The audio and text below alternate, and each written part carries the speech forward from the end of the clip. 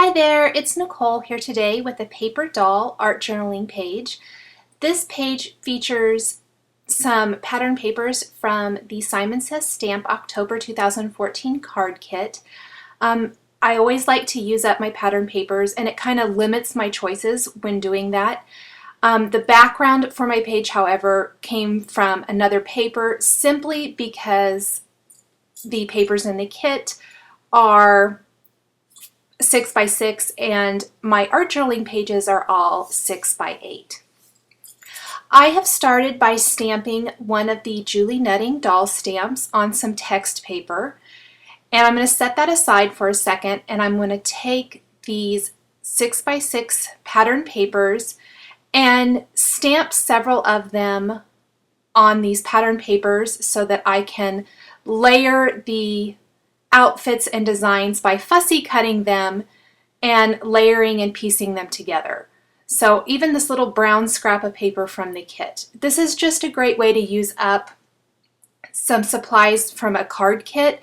You could definitely use anything in your stash, or maybe you have some leftover pattern papers from other types of kits or projects that would work for this. This is just one of those fun little play type projects is what I call it, that isn't for an assignment, that's not something, that I need to get a card made to get sent to someone. This is simply for me, just a fun little project for me.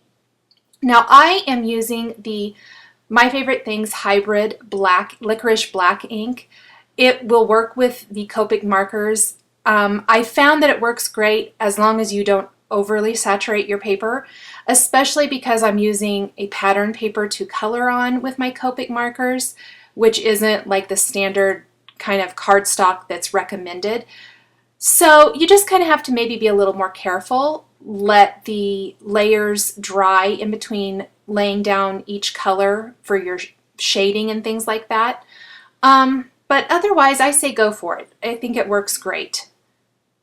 The colors that I'm using for her skin and her hair will all be listed and linked below the video here on YouTube as well as on my blog.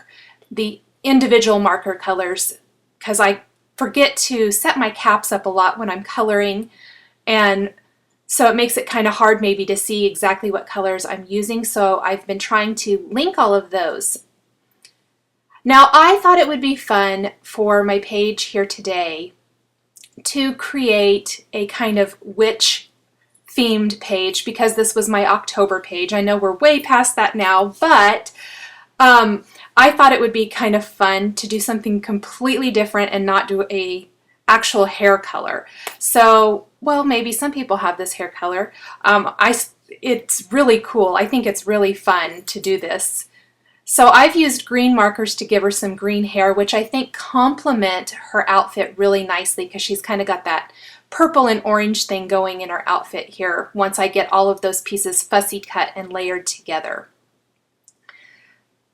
One of the great things about these Julie Nutting stamps is you probably saw I stamped the witch's hat. It comes in a set of hats. There's a couple of different sets, I believe, now. And it makes it really fun to customize your dolls with little accessories, which is what I really like. As a little girl, I loved paper dolls. So I think for me, this is kind of one of those. I loved paper dolls and I loved coloring. So for me, this really works out well. It kind of takes me back to my childhood. It's just a fun little thing to do. And at the end of the year, I'm going to have 12 art journal pages that feature these paper dolls and my little Simon dog stamp from the Simon Says stamp set on each of my pages, which just makes it fun. And I'm using that Simon the dog stamp set because I have used the pattern papers or other supplies from the card kit, my leftovers, for my art journal page every month. Now, it's not exclusive stuff from the kit, but I try to include as much as I can. Sometimes the embellishments, the pattern papers, things like that.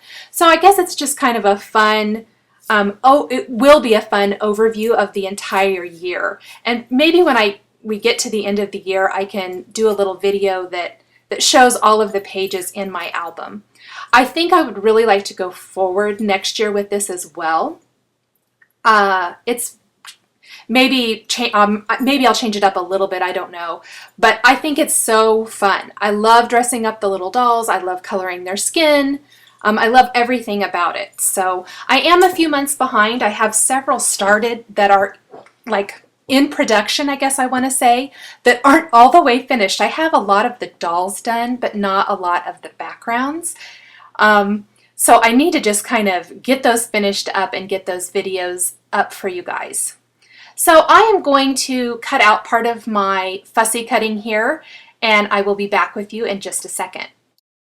So I have the main pieces here for her outfit all cut, and one thing I think helps make the pattern paper quote-unquote clothing look more realistic is to take some Copic markers and add some shading. I generally stick to some gray markers, whether it be the warm grays or cool grays. I'm using warm, I think, here. Just something to add a little bit of shading and dimension. It makes her clothing look more like the rest of her since I have shaded her skin and her hair. Otherwise, I think it makes the clothing look a little flat. So if you are going to color in her outfit with Copic markers instead of adding the pattern paper clothing, you would add the shading. So I always like to go in with my markers and add that shading, and I think it really makes the outfit come to life. So that's just one of my favorite tips for when you're designing these dolls, is to add some shading. And if you're not using Copic markers, whatever you're using to color in the skin, maybe you're using colored pencils or other kinds of markers, whatever you're using, I would just suggest adding a little bit of shading to the clothing as well, because you're likely adding shading to the parts you're coloring, and it just helps keep that outfit from looking flat, and I think that would take away from the overall look of the doll. So once I have some of that shading down, I can piece together the clothing. I just added a little orange stripe there to the witch hat, and then I made the collar of her dress the orange and then the ruffle orange. So I didn't have to cut two of the dress. I actually cut that ruffle, or the collar rather, from the orange dress, and then glued the purple portion. I just had cut the purple a little bit shorter there so I could leave that orange kind of petticoat that's underneath, and then place that collar right on top. Now I thought it would be fun to take some purple gemstones and make her buttons of her little dress sparkly and blingy, just a way to bring in a little bit of dimension there. So I added some of those, and once I had her cut out, I realized that maybe I needed to go back in with my Copic markers and add just a tiny bit more little bits of color here and there, especially maybe along the edges where I've cut it out and maybe left a little bit of the pattern paper. I tried to cover that up as best I could and get as close to the black stamped line. And then I can glue her dress right in place. So we'll set her aside for her outfit to dry there for a second, have her little witch hat. And I can add a little shading there where the hat is sitting on her head, and then I can glue that in place in a bit too. I'll go ahead and add her boots, and I gave her some little brown boots. I like to maybe not make my dolls so matchy-matchy, where I could have added a different color for her boots, like one of the other pattern papers or whatever, that maybe in purple or orange. I thought it would be more fun to have them look a little bit more realistic, or as realistic as you could get for boots. Like I was thinking more like fun little Uggs with, or something like Uggs with an orange trim, I guess. And again, I'm going in with some darker colors and adding shading to really make those more realistic. And then I'll glue her hat on her head. So there is my little witch.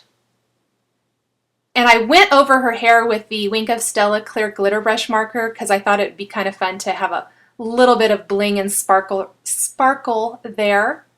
And sometimes I don't know when to quit, so I keep going in with my grays and adding more shading and dimension.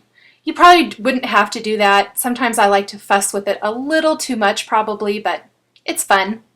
And if you use a little bit too dark a color, you can always go in with a lighter gray and kind of wash that out just a little bit to blend it so that it isn't quite so harsh of a dark line. Now, I missed a couple spots on her hat, so I did go back up there with it and add a little bit of gray. So I have the background cut here and then a couple of little hills. I used a border stamp there on some pattern paper. I believe this is the Witch Hazel line from October Afternoon. It's a little bit older, I know, but I love it, and I don't even think I've had it and never used it. So these projects are kind of good for using stuff from your stash. I always try to find things that I actually have and don't go out and get anything new for this. I've also pieced together those little pumpkins there. Those pumpkins are from a Simon Says stamp set, and I thought it would be fun to kind of piece those little sections like that, and I love how it turned out. Now, Simon the dog I already had colored, so I didn't share that, but if you watch any of my previous videos, and I will link to those underneath this video on YouTube and also on my blog, you can see how I colored him. I colored him exactly the same as I have in my other videos. However, I did give him a little witch hat too. That little hat is from a Lawn Fawn stamp set, and I think those little hats, I've used them before for my art journal pages for him. They're perfectly sized for the size of the little dog, so it works great. So I kind of gave him a little matchy hats there. I just made the band of his a stripe instead of the orange floral. Now this is a Lawn Fawn stamp set, alphabet stamp set, and I am stamping my little quote here because I didn't have an actual stamp that had what I wanted to say or had it big enough, a lot of the other Halloween type things I had seemed more like greetings and didn't really work. And so I just picked a favorite Halloween phrase, and I am creating my own, and I stamped the little spider from a Simon Says stamp set, and it is a little hard to see, so my head keeps getting in the way. But I'm using Versamark ink and then some Simon Says stamp silver embossing powder, and I went ahead and heat set the part that says "This Way Comes" and the spider. And then I'm adding the word wicked, and I did work from bottom to top just to kind of make sure I had enough room. I hate to start too low and then run out of space. And I'm going to emboss the word wicked with white. Just a fun little way to make that word stand out and pop a little bit more. And then I heat set that and went ahead and went back in with the word something to finish off my quote. And I glued once I had most of that embossed, I went ahead and glued my borders along the bottom, and then I can stamp my word here. This actually this part of it went really quickly. The thing that is the most time consuming, I think, for these projects is all the fussy cutting, but a lot of times I will just do that part in the evening and sit down, watch my favorite show or whatever, and just cut out all the pieces, and then I can put them together the next day. So I'll emboss that final word with some silver embossing powder. And then I took a white gel pen to the eyes of the spider, and I can glue everything in place now.